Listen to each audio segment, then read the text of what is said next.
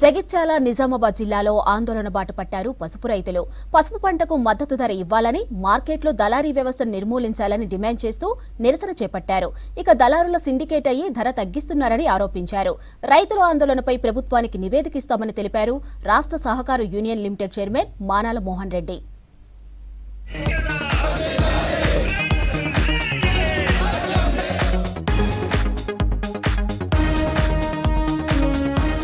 జగిత్యాల జిల్లా మెట్పల్లిలో రైతు ఐక్యవేదిక ఆధ్వర్యంలో ఆందోళన చేపట్టారు పసుపు రైతులు. పసుపు మార్కెట్ యార్డు నుంచి పాత బస్టాండ్ వరకు ర్యాలీ తీశారు. మద్దతు ధర లేకపోవడంతో నష్టపోతున్నామన్నారు. దళారులు సిండికేట్ అయ్యి పసుపు ధరను తగ్గిస్తున్నారని ఆరోపించారు. దళారుల లైసెన్సును వెంటనే రద్దు చేయాలని కోరారు. కేంద్ర రాష్ట్ర ప్రభుత్వాలు సమన్వయంతో ఎంఐఎస్ కింద 15,000తో కొనుగోలు కేంద్రాలను ఏర్పాటు చేయాలని డిమాండ్ చేశారు రైతులు.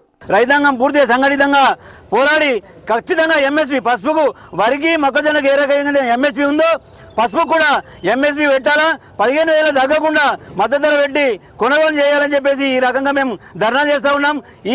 దీనికే కాకుండా ఇంకా పెద్ద ఎత్తున మేము అసెంబ్లీ కూడా ముట్టడించే ప్రయత్నం కూడా ఉంది. కాబట్టి ఈలోపు రైతాంగాన్ని దృష్టిలో ఉంచుకొని ప్రభుత్వాలు వెంటనే ఎంఎస్పీని కేటాయించాలని చెప్పేసి ఈ సందర్భంగా మేము డిమాండ్ చేస్తా ఉన్నాం. పసుపు బోర్డు ప్రకటించినామని చెప్పేసి సంతోషపెట్టిరు. 25,000 తగ్గకుండా చూస్తామని మా ఎంపీ గారు మాట ఇచ్చిర్రు. మరి మాట ఎటువైంది? మీ బడ్జెట్ కనీసం బోర్డుకు రూపాయి కూడా బడ్జెట్ కేటాయించలే. ఆ బోర్డు ఏం చేస్తుంది బడ్జెట్ లేనప్పుడు? మాకు బోర్డు కాదు, బోర్డుకే పనిచేస్తుంది. ఈ ధర మాత్రం ఎంఎస్పీ ఖచ్చితంగా ఎంఎస్పీ ఉండాలి. ఎంఎస్పీ ఉంటేనే పసుపు రైతు బతుకుతాడు తప్ప బోర్డుల వల్ల పసుపు రైతు బతకడు. పసుపు రైతులు నిజామాబాద్ మార్కెట్లోనే పెద్ద ఎత్తున స్వచ్ఛందంగా అక్కడికి వచ్చిన రైతులంతా బయటకు వచ్చి నిరసన తెలపాల్సిన అవసరం పడుతుందంటే కనీసం కేంద్ర రాష్ట్ర ప్రభుత్వాలు కళ్ళు తెరవాలా. మళ్ళీ కనీసం సోయాన్ని ఉండాలి, నిద్రమత్తులు ఉన్నట్టున్నారు. మీరు చెప్పిన హామీలే కదా, మీరే నిరుడు పెరిగినాయి అంటుంది. మరి ఈవిడ ఎందుకు దిగుతున్నాయి? నిరుడుకు ఈయడకు ఎందుకు తేడా వస్తుంది? దాన్ని మీరు ప్రపంచ మార్కెట్లో ఏమవుతుంది, ఏం జరుగుతుంది? కేంద్ర ప్రభుత్వం మీద నిద్రమత్తులు ఉన్నారా? మీరు ఏం చేస్తారో చేయండి. మీరు తక్షణమే కొనుగోలు కేంద్రాలు చేస్తామని ఒక పాజిటివ్గా, అదే రేపు స్టాల్ చేస్తున్నామని కొనుగోలు కేంద్రాలు రేపు చేస్తున్నామని మీరు ఒక పాజిటివ్ స్టేట్మెంట్ ఇచ్చినా కానీ రేట్ అన్న స్థిరంగా ఉంటుంది. మన పక్క రాష్ట్రాల్లో మహారాష్ట్రలో అక్కడిక్కడ రేట్లు ఎక్కువ ఉన్నాయి, ఇక్కడికి ఏం తేడా ఉన్నాయి?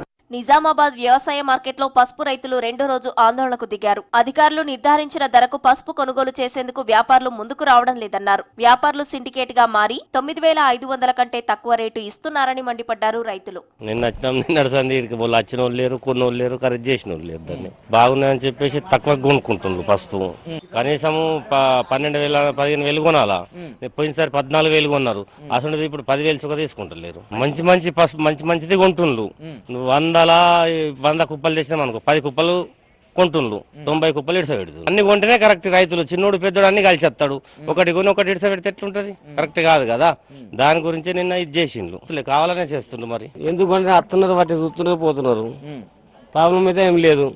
ఇట్లా ప్రాబ్లం ఉంటే చెప్పుకోమని ఏమైనా ప్రాబ్లం ఉన్నది. కానీ ఆరేట్టుకుని ఇట్లా ఎండబెట్టలేదు, ఇట్లా కోరికినా కానీ ఇట్లా కత్తిరాడు కట్టు కాదు అది.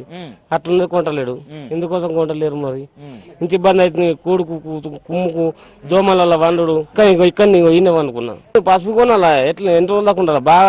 బాగున్న తోడేమో కొనేదే కదా. అంత మంచి పసుపు అయితే కూడా వచ్చినోడు లేడు, కొన్నోడు లేడు. ఎన్ని రోజులు వండుకున్నారు ఈ దోమలలో? అడిగినాం, నిన్న పోయి అడిగితే మజా ధర చెప్పిండ్రు. ఆ ధర కూడా ఓడత్తలేడు, ఓడు కొంటలేడు. ఆ సెలవులలో మరి ఈయన పెడతారు, మరి పంపిస్తారు తెలియదు. కొంటలేరు. దొడ్డు అంటే సన్నం అంటారు, సన్నం అంటే దొడ్డు అంటున్నారు. ఆయన అదే ఒక్క కుప్ప కొంటున్నారు, కానీ అన్ని ఇడిసపెడుతున్నారు. ఇది ఎట్లా కాల? అంతా కొనమని చెప్తే మాకు అది సన్నం ఉన్నది, మేము అది కొనమని అంటున్నారు. ఎట్లా ఎలా? వాళ్ళని తెస్తే వాళ్ళు గట్టిగా మాట్లాడలే. ఇక వాళ్ళతోనే ఏం మాట్లాడాలి చెప్పు? వాళ్ళంతా ఒక మాట వేసుకున్నారు. భేద అది రాకుండా అయిపోయి ఎట్లా చేయాలా? మరిగా మనం ఈడ అచ్చి చిక్కిపోయినాం. ఏం చేస్తావు? మన ఊరు కాదు, దగ్గర తీసుకొని పోరాదు. ఏం చేయాలా? అందరికి ఒక తీరంగా పెట్టి తర ఒడిచిపోలా. ఏం కదా చెప్తున్నారు? ఇక రేట్లు లేవు.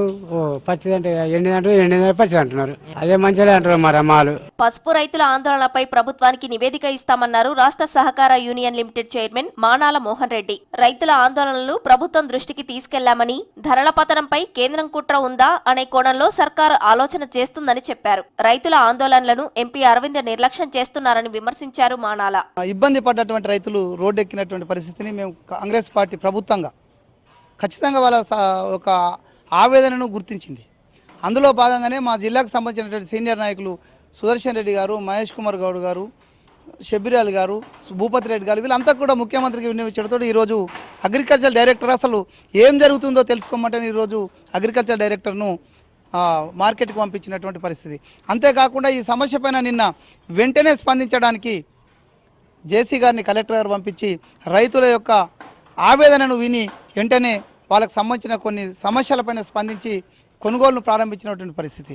ఈ పసుపు రైతులకు సంబంధించిన ఇబ్బందులు ఎదురుకాకుండా ఒక ప్రత్యేక అధికారిని పర్మనెంట్ అక్కడ ఉంచే విధంగా ఒక ప్రయత్నం కాంగ్రెస్ ప్రభుత్వం చేస్తుంది. గత సంవత్సరం 17,000, 18,000 పసుపు రేటు ఉన్నప్పుడు ఇది నా క్రెడిట్ అని ఆయన భుజాల మీద వేసుకున్నటువంటి పార్లమెంటు సభ్యుడు గత 4 రోజుల క్రితం ఈ జిల్లాలకు వచ్చిండు. ఈ జిల్లాలో పసుపు ధరలు తగ్గుతున్నప్పుడు దీన్ని ఏ విధంగా చేయాలని అధికారులతో సమీక్షించే అవకాశం ఉన్నప్పటికీ కూడా ఆయన కనీసం ఆ వైపు ఆలోచించకుండా కేవలం రాజకీయ స్టేట్మెంట్లతో పబ్బం గడపాలని ఒక ప్రయత్నం చేస్తుండు. పసుపు పంటకు కనీస మద్దతు ధర ఇవ్వాలని డిమాండ్ చేస్తున్నారు రైతులు. దళారుల చేతిలో నష్టపోకుండా కేంద్ర రాష్ట్ర ప్రభుత్వాలు చర్యలు తీసుకోవాలని కోరుతున్నారు.